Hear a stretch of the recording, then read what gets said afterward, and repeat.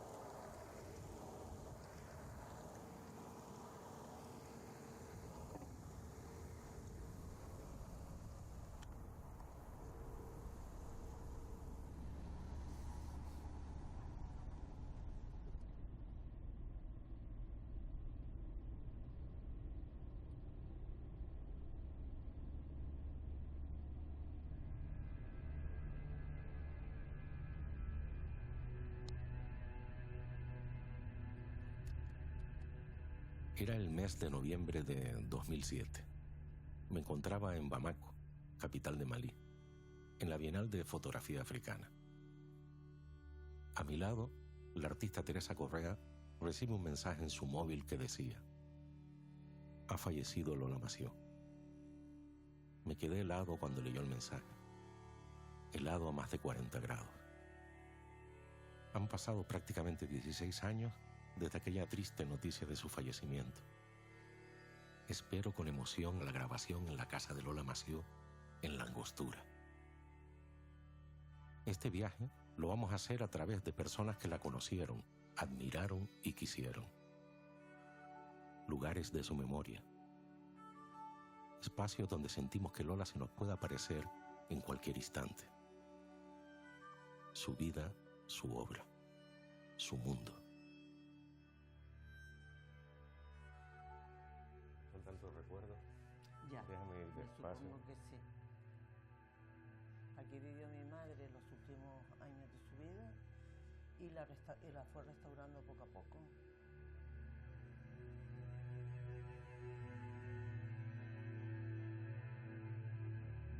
Estoy sobre todo emocionado.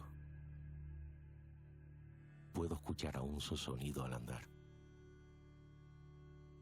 Lo que antaño fue su estudio, ahora atesora su memoria. Sus primeras cajas de pinturas, tubos de óleos con las huellas de la presión de sus fuertes manos, sus objetos más personales.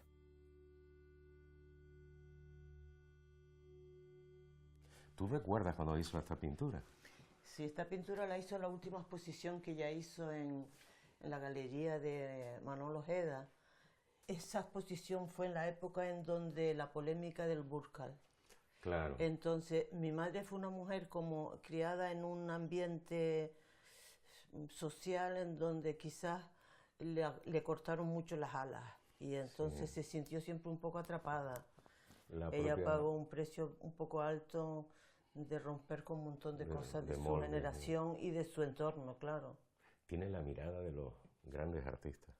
Aparte de que es ella. Es ella totalmente. Es ella, es totalmente. No, es impresionante, ¿no? Sí, la verdad es que sí. Qué cantidad de y eso que ya no hay tantos recuerdos, porque claro, tuvimos que quitar normal, las cosas, ¿no? Todas las cosas de ella. ella. Más personales, ¿no? Qué bien estar aquí. Bueno. Cantidad de recuerdos. Sí, la verdad es que sí, ¿eh? Aquí vivió mi madre los últimos años de su vida. Se vino a vivir aquí en un momento en donde tuvo una crisis económica y se tuvo que venir aquí, le pidió la casa esta a su madre, entonces Pues la verdad es que tenemos todos muchos recuerdos de aquí.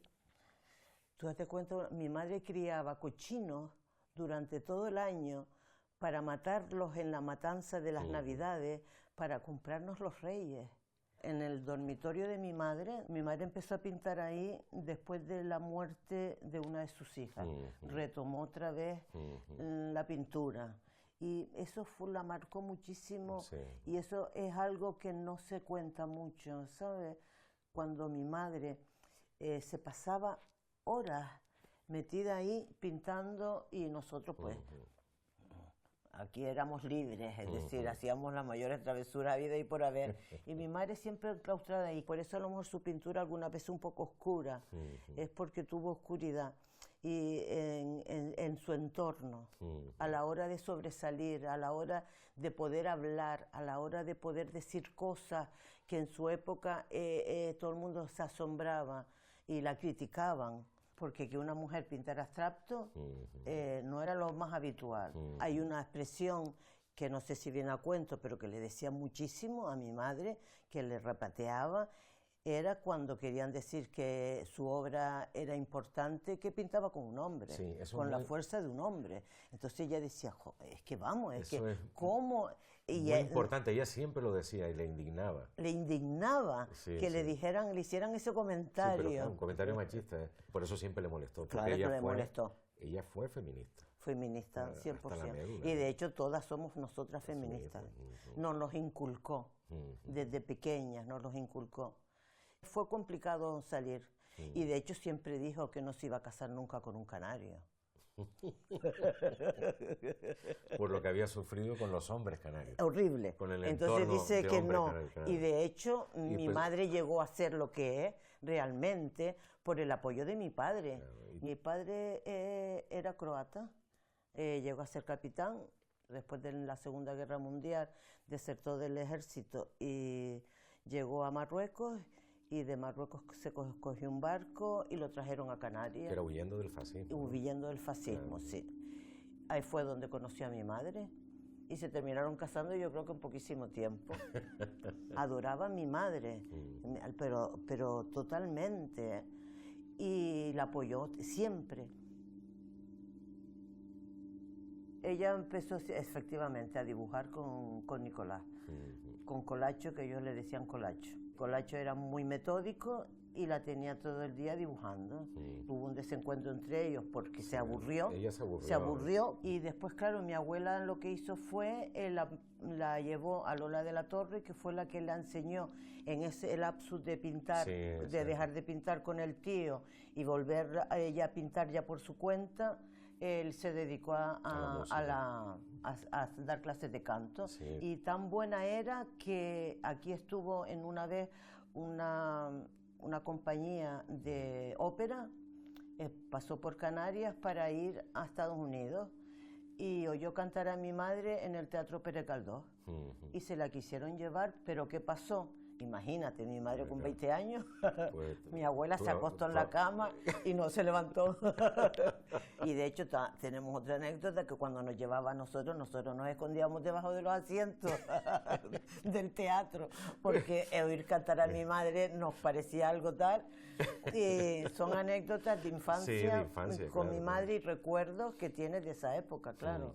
También probablemente a ella también le exigieron mucho en su infancia. Sí, ella contaba Sí. toda esa educación burguesa Sí. con los libros en la cabeza y Sí. en los brazos para poder andar correctamente como la señorita tenía que andar. No te contó nunca la anécdota de que se ponían los quinqués debajo de las sábanas para poder leer, porque mi abuela no la dejaba No leer. fíjate. Y Sí, claro, le nació una hija un poco revolucionaria para la edad y la Fíjate, época. Sí. tu tío abuelo, San Nicolás Mació, la llamaba Mariquilla Terremoto. Sí, fíjate, ¿no? La casa en general está cargada, quiero decir que yo veo a Lola por aquí. Sí, sí, Hay algo que recuerdan muchas personas, ¿no? Y tu madre cantando el arrorró. sí. ¿Para Sí, ti qué era- significa? Bueno, significa como que yo se lo terminé cantando a mis hijos y a mis nietos. Era como una cosa como muy cotidiana en mi casa, la Rorró, porque le encantaba. Además, ella lo cantaba también, ¿eh? ¿Y tú lo sabes cantar? Bueno, yo lo único que te puedo decir es, pues, ¿Te animas? Arrorró, mi niño chico, arroró, que viene el coco, que tu madre no te vea, arroró, Anduve la casa en silencio y sentí que Lola estaba a mi lado. Me mostraba una de sus últimas series de pinturas que cuelgan hoy en las paredes de su casa. Imaginé que Lola me decía: fíjate, Orlando, son obras donde recupero la fuerza y profundidad emocional de mi mejor abstracción, y a las que de una forma natural he sentido la necesidad de incorporar elementos dibujados en los que evoco mi infancia. Qué pinturas tan poderosas y cuánta sutil carga emocional. Parece como si en cualquier momento Lola Massió, desde el interior de estas pinturas, comenzara a cantar su canción de cuna preferida, El Arrorró de Teobaldo Power.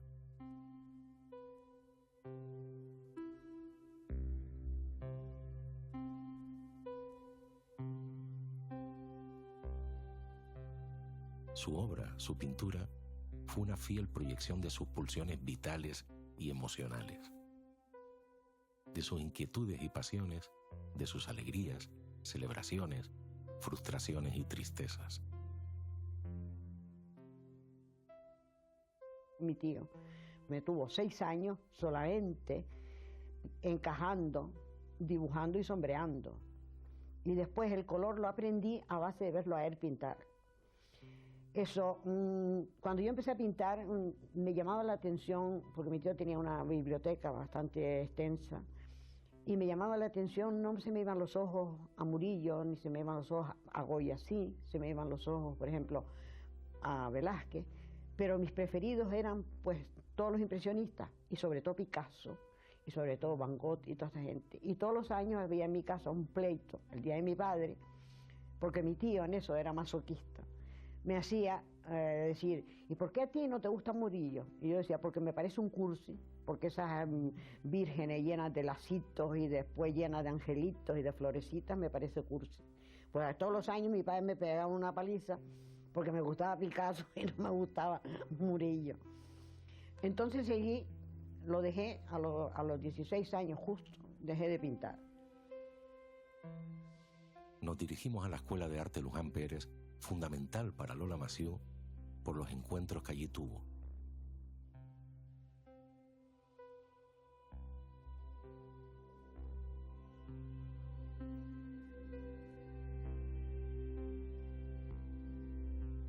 Colacho Massió estuvo en la fundación de esta escuela, donde estamos ahora aquí, en la Escuela Luján Pérez.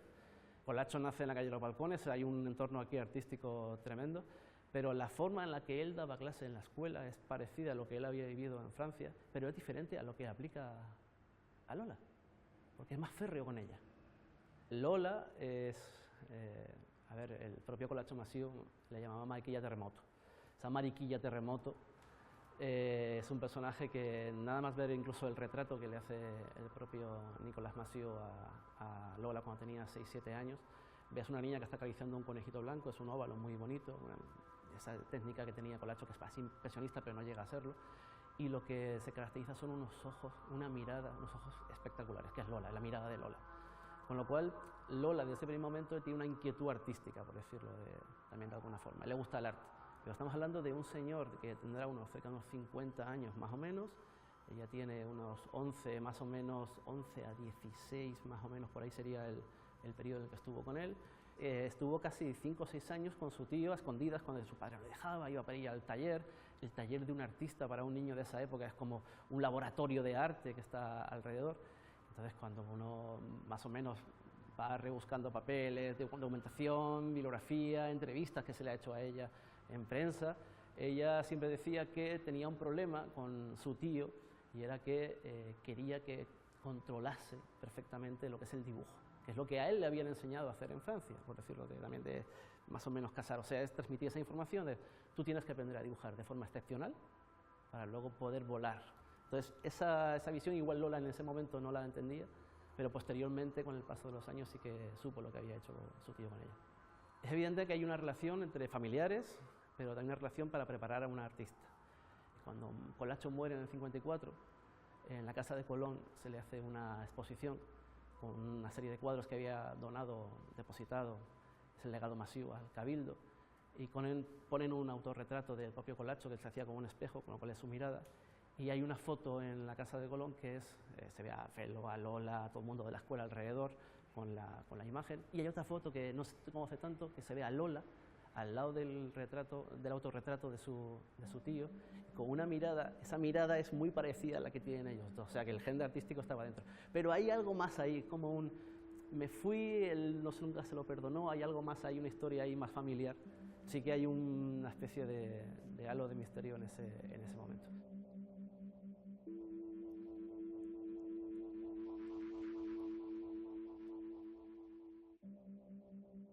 A mí me frustraron montones de cosas. Yo podía haber sido bailarina, como podía haber sido actriz, como podía haber sido cualquier cosa, porque estaba dotada para montones de la historia de cualquier factor del arte. Entonces yo me fui a mi casa y seguí pintando.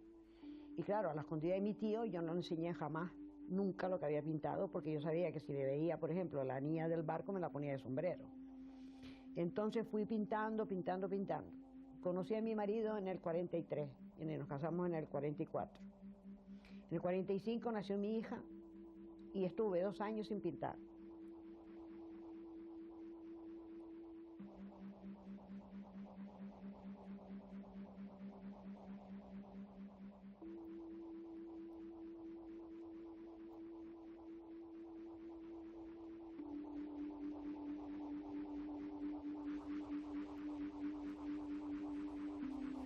Pues mira, Fran, una de las cosas que tengo curiosidad es ¿cuándo la conociste tú, a Lola Masiu? Pues yo creo que fue por allá por el año 90, más o menos, cuando vine de Barcelona yo. ¿De la universidad? Sí, sí, sí. Claro, mi caso fue muy similar también, ¿no? Fue cuando llegué de Granada y en el año ya 86, ¿no? Y me acerqué al Departamento de Artes Plásticas y ya estaba ahí allí Claro. trabajando. Pues te quiero mostrar este peine para que veas que junto a la obra de Lola, cómo hemos ido en estos últimos años contextualizando lo que sería las otras artistas mujeres y otros referentes fundamentales, ¿no? Sí, todo el movimiento de los años 60, ¿no? Sí, exacto, ¿no? Hombre, yo creo que es un personaje absolutamente fundamental, que además cuando la vemos aquí en contexto con Pino, que fue una tremenda artista también, y Graziani, que estaba yendo y viniendo todo el rato a Italia, ¿no? Era un momento de mucho movimiento. Se habían ido Manolo y Elvireta y Reino y compañía, se habían ido para allá con Martín. Sí, es verdad. Pero en ese momento, en el año 60, cuando se monta Espacio y empieza la abstracción a lo bestia aquí en Canarias, realmente se produce una sesión, ¿no? Lo que decía Lola, de que quería lo que no se comprendía, ¿no? Y creo que fue un momento único, era el momento de la revista Mujer en la Isla, ¿te acuerdas? Exacto, exacto. Y todo ese proceso que se abre y que me parece una época absolutamente importantísima, además con sello de mujer, ¿no? Estaba Lola, Sí. aquí tenemos también a Jane Millares, que es Jane, una figura fundamental, ¿no? Con el viento, ¿no? Esta pieza tan significativa de la colección del Can. Hay un momento clave en todo este periodo, que es cuando Felo toma el mando de la escuela en el año 56, y es cuando Lola empieza a acercarse a la escuela, y a partir de ahí salen los proyectos de Barcelona, con aquellas piezas absolutamente impresionantes de Lola en Barcelona, que eran mejores que las de Felo, y que realmente tuvieron una reacción en la prensa muy importante y que nunca volvieron. Es una cosa muy curiosa, porque alguien como Matías es el que le organiza a Felo, que es un represaliado político, y a Lola, que es una mujer y abstracta, una exposición en Barcelona, ¿no? Yo creo que la obra de Lola es una obra que en ese momento rompe, y bueno, hasta los años 90 prácticamente rompe con todo lo que se estaba produciendo, porque hace una lectura de lo que ella decía, ¿no? Los 3 planos, ¿no? La realidad, que es la que produce los elementos, y esa necesidad continua de romper la realidad, ¿no? Ella sabía que elegía el camino difícil, ella sabía, como decía el viejo, ¿no? Sabía pintar, Colacho Masiu, pero ella se decide a expresar sus sentimientos, ¿no? Sus expresiones, y a reivindicar su papel de mujer libre, ¿no? Era como la necesidad de dejar memoria de esas expresiones que tenía ante la rabia, ante la ira, ante la expresión, ¿no? Ella sí tenía un tema de un concepto muy moral de la expresión, ¿no? Ella decía que si alguien era inmoral, su obra era inmoral. Estamos hablando de una época donde se seguía comprando en Canarias los retratos, los bodegones y los paisajes, ¿no? Realmente esto era muy, muy rupturista en aquel momento donde, insisto, la sociedad estaba en una economía agraria. Con lo cual ella lo que planteaba era que esto era una expresión de sus sentimientos o de sus vivencias, que era una forma de dejar una especie de álbum de fotos de lo que ella había ido sintiendo a lo largo de la vida, y a partir de ahí, pues un poco con lo que planteaba Kandinsky, ¿no? El concepto de unificar colores o formas con expresiones del alma y expresiones musicales, que ella lo mantiene cuando Claro, ahí se entiende la serie Un mundo en descomposición, que es cuando ella estaba totalmente, digamos, aterrada, ¿no? Con el contexto del planeta, el contexto de la miseria, del hambre. De toda su expresión de crítica contra todo ese sistema, ¿no?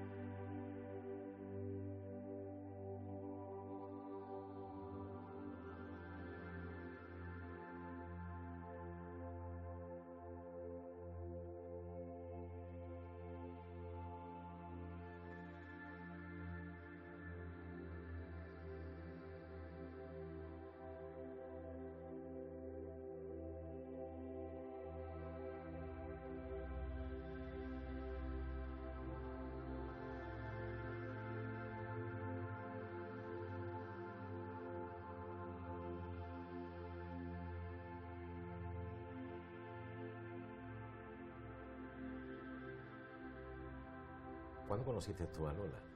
Pues yo la conocí a finales de los años 70. En el seminario yo quería adquirir un cuadro, ella la conocía así por encima, y fui a la casa, a su taller, a ver cuadros. A mí realmente me impresionó ella ya en el directo, en el cercano, para elegir un cuadro que le pude adquirir en aquella época, y fue el comienzo de una gran amistad, el comienzo de una gran admiración hacia ella, y después de compartir aquí en la Casa de Colón tantos momentos interesantísimos y referenciales. Ella empezó a trabajar con nosotros aquí en la Casa de Colón. Teníamos un programa de actividades culturales en los municipios, y lo que hacíamos era llevar arte, danza, música por los municipios. En los años 80 empezó, y ella iba a llevar talleres, conferencias sobre su arte. Entonces, pues era una persona totalmente vinculada dentro de la casa como una más, y siendo con el carácter que ella tenía, pues era totalmente una compañera más, divertidísima, maravillosa, una mujer avanzadísima. Fíjate, y lo que le gustaba era la juventud, la novedad, una mujer totalmente adelantada a su época, porque date cuenta que el hecho de ser mujer en aquella época pesaba. Si a lo mejor hubiera sido un niño, a lo mejor lo hubieran dejado desarrollarse en la pintura y tal, pero al ser una niña, además de una familia, como era la familia de ellos, de la alta burguesía, etcétera, pues al ser una niña tenía que responder a un estatus completamente diferente y a un modelo completamente diferente. Entonces, ella rompía los moldes totalmente, era una persona que rompía los moldes absolutos de todo, ¿no? Yo como mujer, o sea, de ver, esa es una mujer tan libre que hablaba de una forma totalmente abierta de cualquier tema, supone pues un revulsivo. Aunque nosotros fuéramos las más modernas del mundo y fuéramos feministas y luchábamos con el feminista, ver una mujer muchísimo mayor que nosotras, que había creado ese camino, era chapó, referente. La teníamos como Lola habla el oráculo de Delfos, íbamos a preguntar las cosas, o sea, era como... ¿Y si la invitaban a algún municipio, a algún acto? no se callaba. No. Estaba el alcalde. Y si el alcalde era contrario de otro partido, también lo decía. Ella decía siempre lo que pensaba. Y sí. Nadie la iba a callar. Fíjate tú que es la primera mujer que le dan el premio Canarias. Sí, la verdad es que... La verdad que fue reconocida. Ha tardado tanto en darle a otras mujeres y que sea eso, pero hay que decir también que fue reconocida en el año 90 como premio Canarias. La memoria es tan importante, una memoria de una familia, porque estamos con su tío abuelo, Maciú Falcón, con su tío carnal, Maciú Matos, y con ella. Sí. Y entonces este encuentro que estamos es emocionante aquí, es emocionante estar aquí, donde ella sacó sus primeros, donde ella nació viendo cómo pintaba a sus tíos. Sus referentes. Y los tres en el museo. Y los tres en el museo. En el museo, ¿no? Eso es algo, ¿quién se lo iba a decir a su tío, no? Claro, y a su tío abuelo, ¿no? Sí. En aquel momento los Nicolás Maciú eran como, ¿sabes? Como los tótems de la pintura canaria, ¿no? Y entonces ver a esta mujer... Si ella viviera, entraría por ahí pegando gritos diciendo, no estés exagerando. No estés exagerando, no, pero con una obra informalista, también un contraste de un tipo de estilo completamente diferente, de otro, absolutamente, y sin embargo esta mujer con este tipo de pintura y tal, y está aquí en esta misma sala, que forman parte de una familia, me emociona, ¿no? Me emociona por ella, ¿no? Por ella, me parece muy importante. Y Lola siempre está dentro de nosotros, está con nosotros siempre. Lola está con nosotros, sí, claro que sí, claro que sí. Ese referente no lo vamos a perder nunca, ¿no?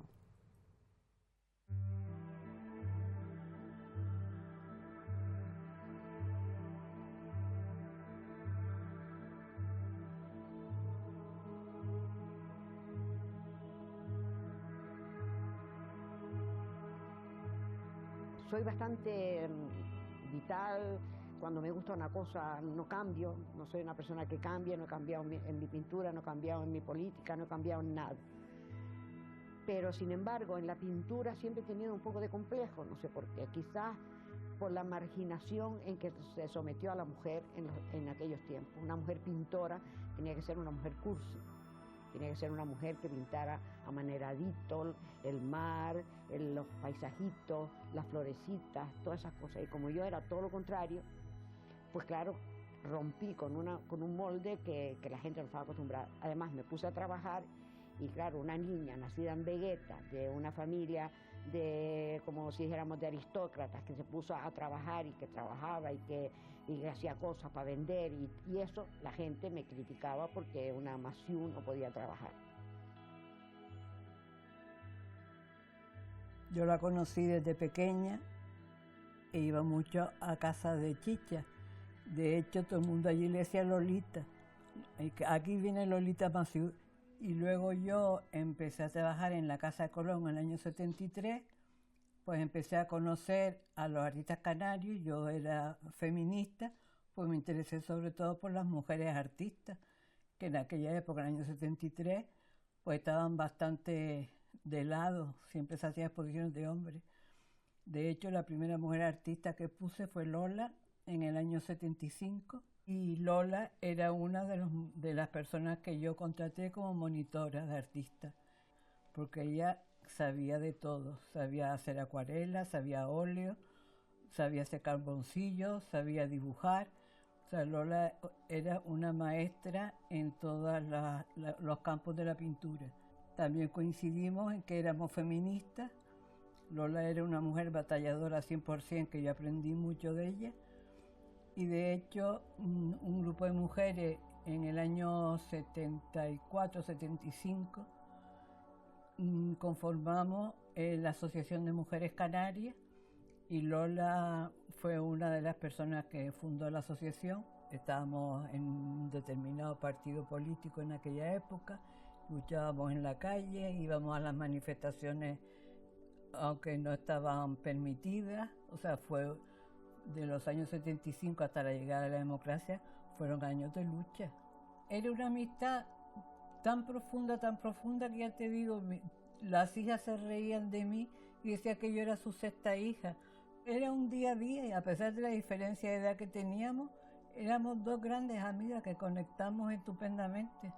Lola, que parecía una mujer totalmente libre, o sea, llegaba tarde a su casa, salía, entraba, comía, iba, Cuando murió el marido, fue algo impresionante como lo sintió. Entonces fue cuando nos dimos todos cuenta cómo quería Lola a su marido a pesar de la vida libre que ella hacía. Que eso también tenía valor para el marido, porque hay que ver cómo eran los hombres en aquella época, todavía lo siguen siendo, pero bueno.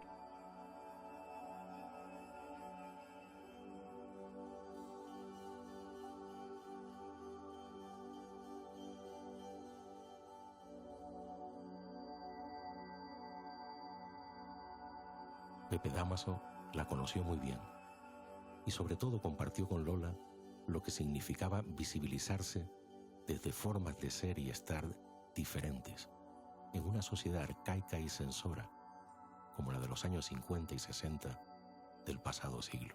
Pues Pepe, qué maravilla poder vernos esta tarde, ¿no? Sí, sobre todo el estar con Lola, que es una amiga y una mujer que he tenido distante y que me parece que es muy interesante rescatarla yo como amigo.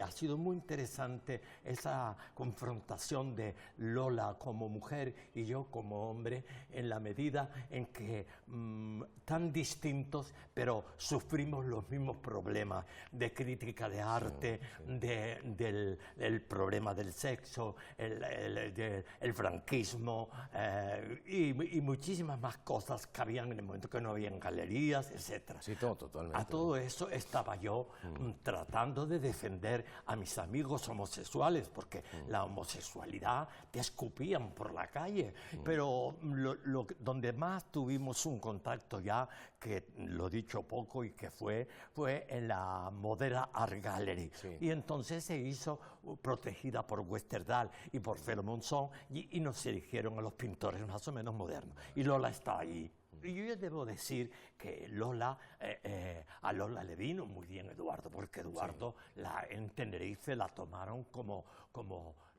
un personaje, el que se merecía, tanto como mujer, que le dieron un gran cariño y una gran amistad, y como pintora, que ya le hicieron exposiciones y la crítica. Es que los dos creyeron en ella, tanto Maud, que se hizo muy amiga, como el propio Eduardo Westerdal. Hay que decir que Maud era la mujer de Eduardo Westerdal, amiga de Man Ray, amiga de Picasso, pero también lo que yo quiero decir es que en esto me parezco a Lola y creo que Lola fue interesante. Que Lola y yo somos de los pintores de esa época que nos quedamos en Canarias. El problema de quedarnos aquí, el problema del aislamiento, el problema de ser isleño, que lo seguimos arrastrando. Pero yo, dado ya a mis 90 años, lo perro viejo que soy, viendo cómo está el mundo de la cultura, tan desigual, tan banal, lo que se está haciendo, me da la impresión que debíamos, digo de los canarios, insistir en ese momento de quedarse aquí. Hay una cosa que ocurrió con Lola en determinados aspectos de la crítica de arte, ¿no? Y era que cuando veían su pintura con esa fuerza, ¿no? Con esa construcción que ella tenía en los años 60, le asignaban atributos masculinos, que es curioso, ¿no? En cierta manera, Lola fue fiel a una abstracción que yo pienso que está entre los mejores pintores abstractos de aquí, del cubo. Qué interesante, ¿no? Yo he estado mirando ahora su obra y se mantiene. Sí, cuando incorpora el oro también, toda la dimensión mística. Sí. Del oro. Buscó. Se ve que se lo planteó. Sí. Fíjate, te voy a contar una anécdota. Era tan fuerte no solo ya en su obra, ¿no? Y en su carácter, sino que tú sabes que mandó al hospital a 2 chicos que la quisieron atracar. Bueno. ¿No sabías esa anécdota? No, les pegó. ¿Se defendió? Mira, la historia es así. Ella siempre cogía en el hoyo, ¿te acuerdas dónde estaba el hoyo? Sí, el hoyo, la estación de guagua, que era, pues que por la noche ella cogía la guagua y se iba hasta la Angostura, ¿no? Siempre iba solita, ¿no? Sola. Y entonces en aquella oscuridad del hoyo vienen 3 chicos y ella lleva su bolso, ¿no? Esto salió en el periódico. Y le dicen, danos todo lo que llevas ahí, vieja. Y Lola lo contaba ofendieron. No, Lola lo contaba dice que automáticamente empecé a gritar, levanté las piernas, porque ya levantaba las piernas como si fuera una bailarina, y con el bolso le di a uno, dice, y le rompí la nariz, y le di así al otro, y le rompí 2 dientes. Y entonces el tercero dijo, vámonos, colega, que la vieja es karateca. Qué curioso. Pero el truco estaba, cuando ella lo contaba, que es que llevaba una lata de pintura en el bolso.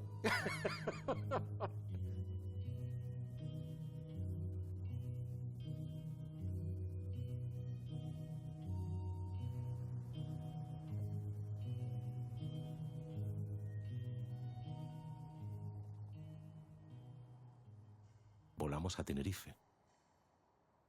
Hemos quedado con Carlos Díaz Bertrana y Yolanda Peralta. En la laguna nos espera también su hija Dodes y Dimas, el querido yerno de Lola. Su casa, un homenaje coral a la obra de Lola Massió. Un templo a su legado, desde el mayor de los afectos y desde la admiración a su trabajo y persona.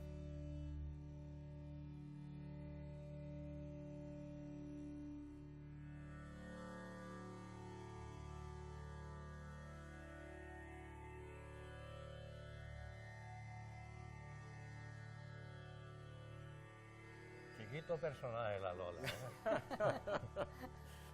Disfrutamos mucho con ella, ¿no? Sí, porque además muy divertida, muy ingeniosa, muy creativa, muy trabajadora. Yo la recuerdo además de pintando, bailando y cantando, que me encantaba mucho cantar a ella. Porque tú, ¿en qué año la conociste? Yo conocí a Lola en el 80, en Tenerife, y la verdad que fue un descubrimiento para nosotros, que nos transmitía lo que todos conocemos, una gran vitalidad, ¿no? Y además, y después tenía, claro, quitando su forma de ser personal, que es interesante, pero a nosotros nos interesaba también muchísimo lo que hacía.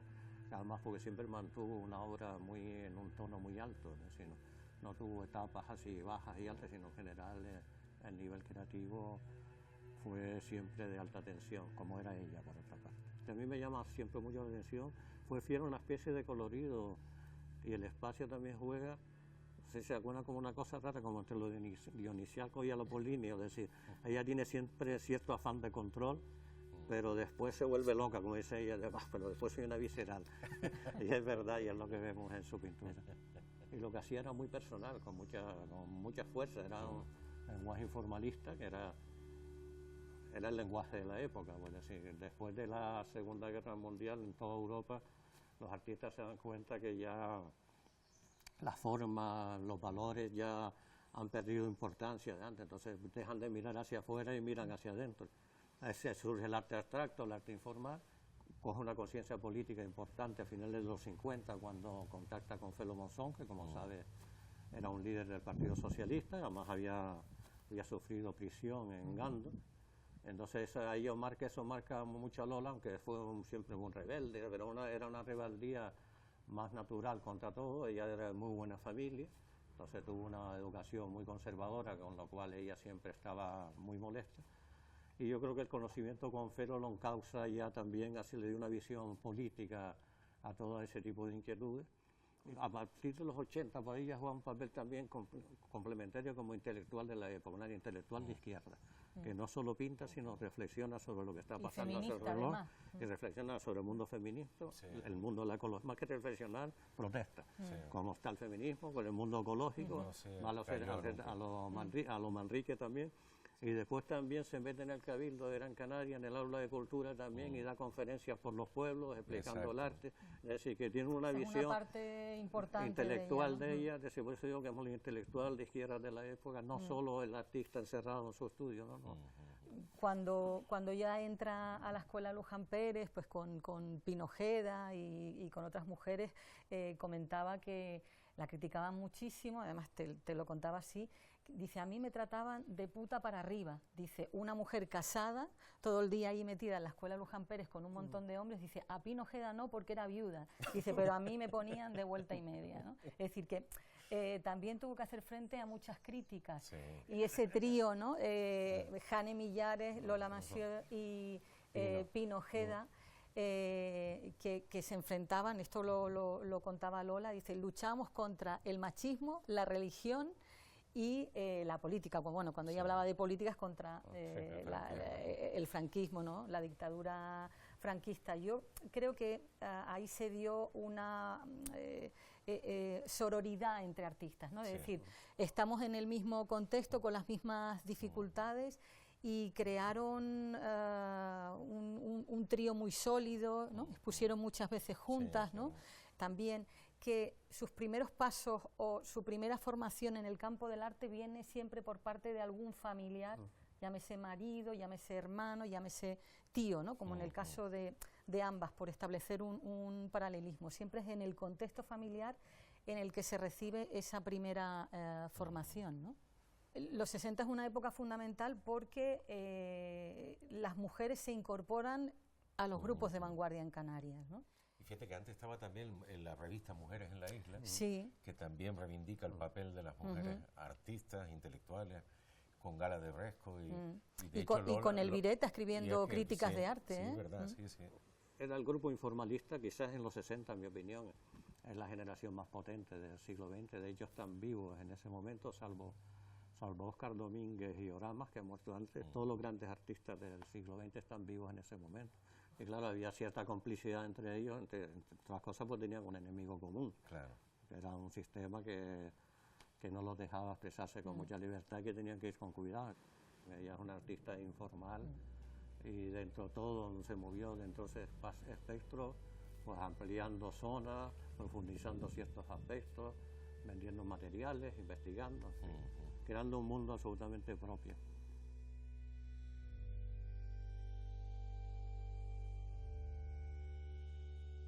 Lola Massieu aporta una obra fundamental en el ámbito de lo que se ha venido a denominar como movimiento informalista o abstracción pictórica española. Una de las artistas más relevantes de la segunda mitad del siglo XX en las Islas Canarias.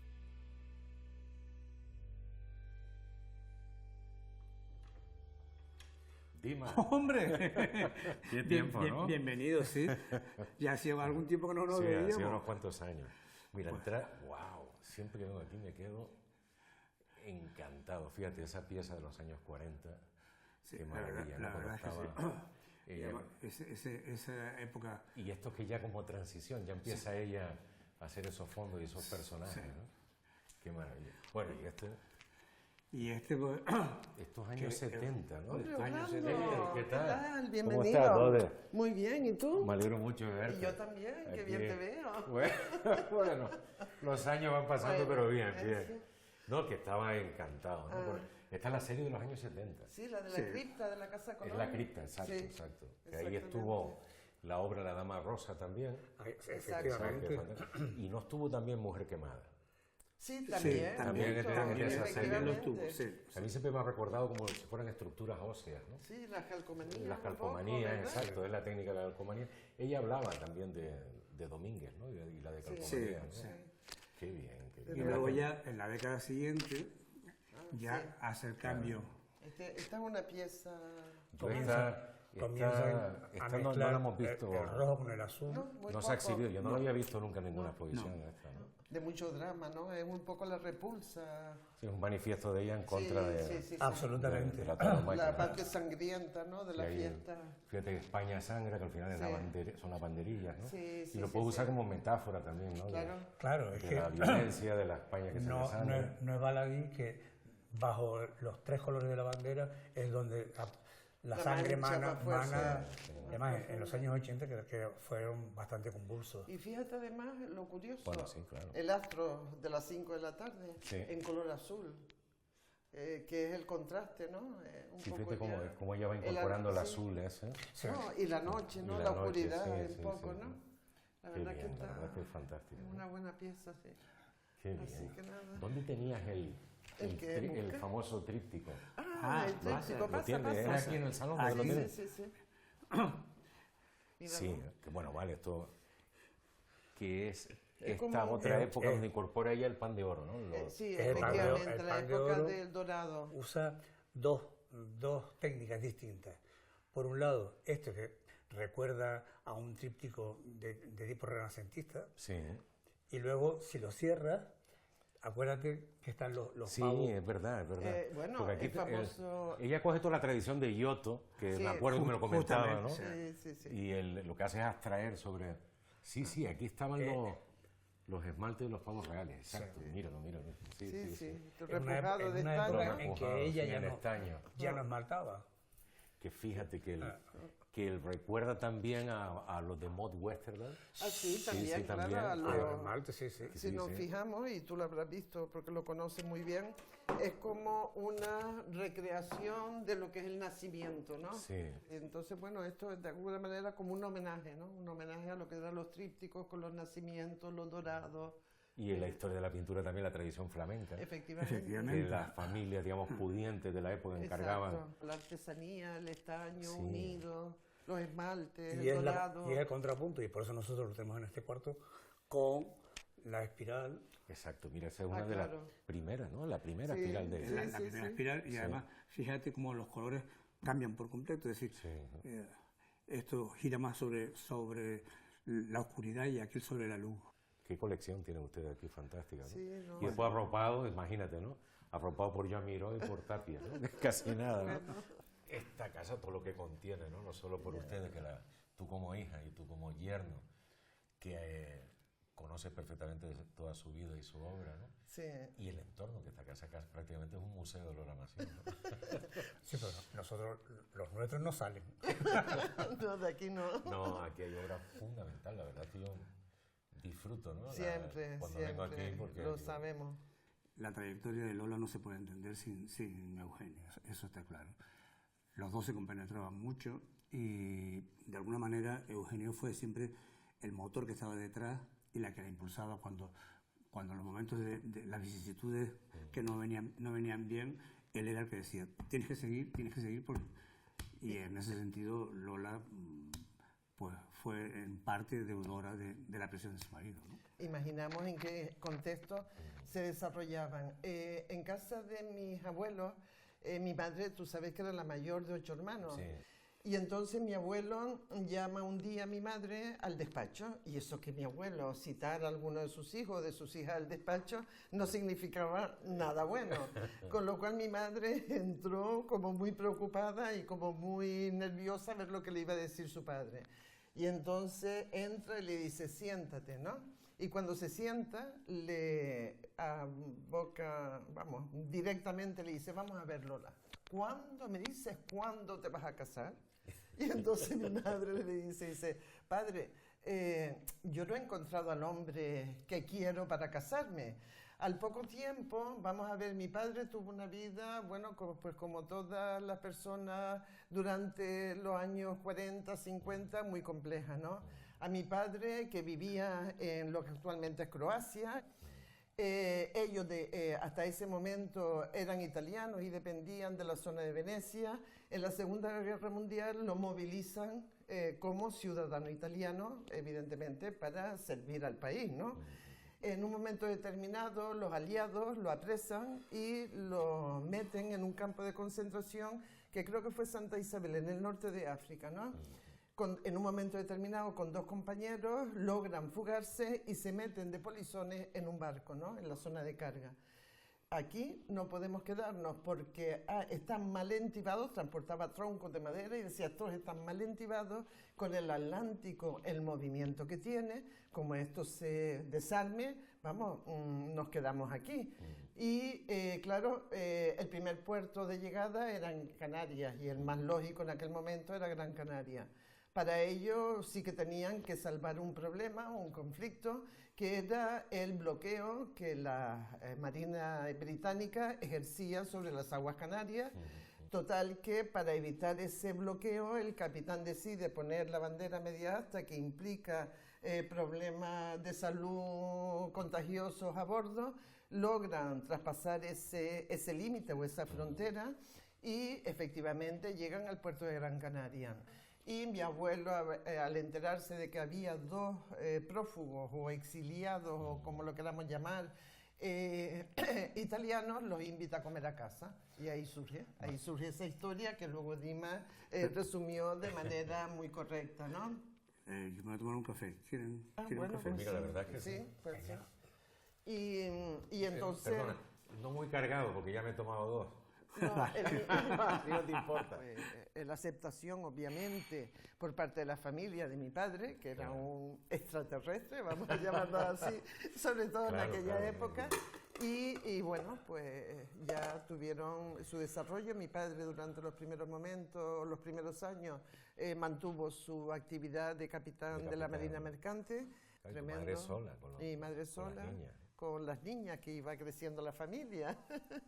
O sea que estuvo toda esa obra que Lola hace al principio, simultaneando efectivamente, a cargo de una familia de 6 niños. Claro, mi madre, que era una mujer, tú lo sabes, con una mentalidad abierta desde el primer momento, conociendo muy bien también la problemática de la mujer en la época que ella se desarrolló, y coincidió evidentemente con la libertad de mi padre, ¿no? O sea, esa visión absolutamente liberal que tenía de la vida, esa educación, siendo muy consciente que lo que tenía era hijas, como él decía, pisona. Cuando hay algún problema económico, ayudan entre todas. Me parece algo maravilloso eso. Sí. O sea, cómo empujan todas en la misma dirección. En mi casa, siempre lo decimos, en esos años, parecía un taller medieval. Entonces era un trabajo que requería muchos pasos, un proceso largo, y cada una de nosotras, ella se encargaba obviamente de lo que tenía que hacer, que era repujar y diseñar, y el resto, que era ya más mecánico, que no corría riesgo, ya nos los repartíamos entre cada una de nosotras. Evidentemente, todas las parejas y todas las familias hay conflictos, eso es indudable. ¿Por qué se producen los conflictos? Bueno, quizás el más fuerte en lo que fue mi contexto de núcleo familiar, los problemas económicos, porque es obvio que había que ponerse las pilas porque la familia tenía que seguir adelante. Todas éramos pequeñas. Unimos a ello, evidentemente, el carácter de mi madre. Tú sabes que mi madre tenía un carácter impulsiva, fuerte, poco sumisa para absolutamente cualquier cuestión. Y mi padre, evidentemente, durante etapas, pues, decaído por su situación y por el hecho de lo que antes Dima decía o comentábamos, de sentirse, pues, casi una apátrida, ¿no? En ese sentido fueron muy conscientes de que era muy importante que fuéramos independientes y tuviéramos autonomía. Con los años, quiero decir que yo hay un momento que no tengo tanto contacto con tu madre, porque me voy a vivir a la península, ¿no? Y me voy dando cuenta que ella va incorporando elementos de su niñez en su obra, algo que me parece coherente, porque ella siempre rememoró su niñez, su infancia, y de alguna forma nunca renunció a su ser niña, ¿no? Vamos a ver, tú sabes, tú lo acabas de decir, mi madre, para ella su infancia fue la que fue muy importante y a la que se aferraba en momentos complicados, ¿no? Nosotras no lo percibimos, pero después de la muerte de mi padre, ella comenzó en un proceso, quizás pasó por un proceso depresivo que no nos percatábamos, ¿no? Y se aferró a lo que de nuevo la hacía feliz y la reconfortaba, que era la infancia, y que la llevó en un momento dado a verse en la necesidad de dejarlo patente de alguna manera en lo que era su arte, que su arte en definitiva es la expresión de sus sentimientos, ¿no? Hombre, yo creo que la mejor evidencia de esa caída es el cuadro del Burka. Yo me estaba acordando ahora cuando tú lo estabas diciendo. Que es una obra... Queda atrapada ahí ella. Queda aprisionada, es decir... Y tú como espectador te sientes tienes desasosiego ante ese cuadro. Es decir, no puedes estar más de 2 minutos mirándolo porque te entra una inquietud. Pero siempre te lo dije. O sea, cuando hicieron no le aguanto la mirada. No. Pero escucha, cuando se organizó la del CAM, que te lo dije, digo, mira Orlando, hay un cuadro que cierra lo que es la vida de mi madre, pero en ese momento en que ella, que es quizás el último gran cuadro que ella ejecuta, que es el del Burka, es verdad que estaba todo el problema de la mujer y el Burka, ¿no? Pero ella lo cogió y lo Y fue avanzada en manifestar ahí el aprisionamiento de la mujer. Y que no necesariamente tienes que estar en un país árabe para poder sentir lo mismo, o no es lo mismo porque evidentemente no es lo mismo, pero para sentirte tan aprisionada como hemos de considerar que se siente la mujer cuando se le coloca detrás de un burka, ¿no? Y lo único que dejó visible, que además es por lo que no puedes aguantarle la mirada ni 2 minutos seguidos, es que son sus ojos, es su expresión. Es ella. Es ella. Ese cuadro, tenerlo, por ejemplo, en mi casa, creo que no me acostumbraría, ¿no? Sí. Es un cuadro Yo no tremendamente podría, duro. Yo no podría tampoco. Porque además resume posiblemente su sentimiento en el repaso que evidentemente haces al final de cuál había sido su situación, ¿no? Hace poco fui al cementerio de Las Palmas y estaba curioseando, ¿no? Mirando a ver si había Massieu ¿dónde está tu madre?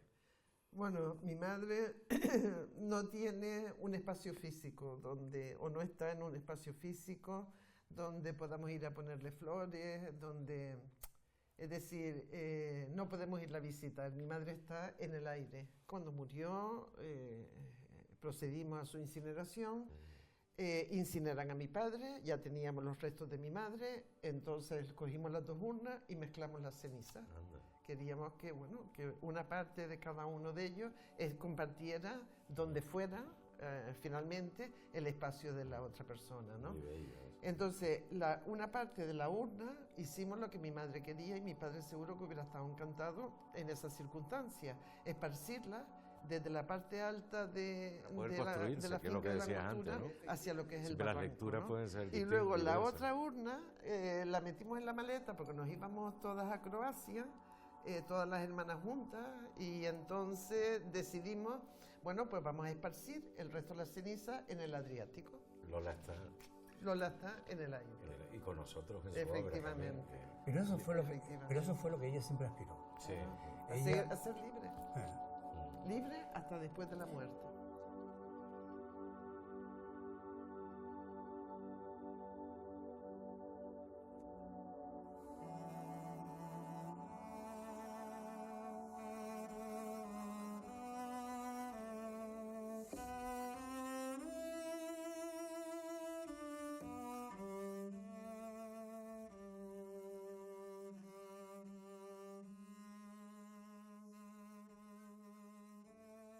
Poder colaborar en este documental me ha dado la posibilidad de viajar al pasado, de analizar desde el presente una vida y obra realmente singular, la de Lola Massieu, mujer y artista.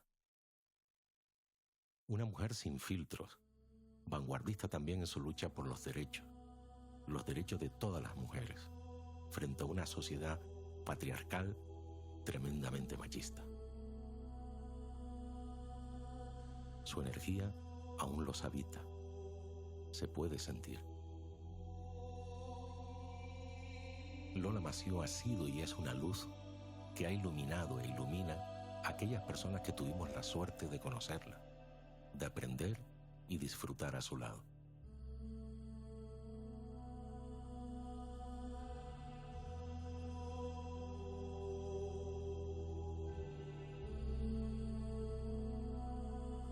Yo nunca he dicho mentiras y no pienso decirlas nunca.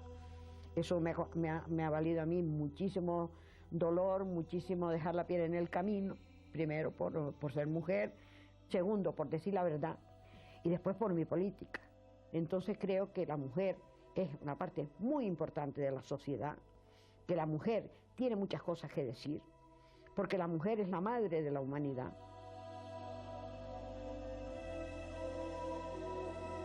Lola no se fue nunca, está en su obra, en nuestra memoria.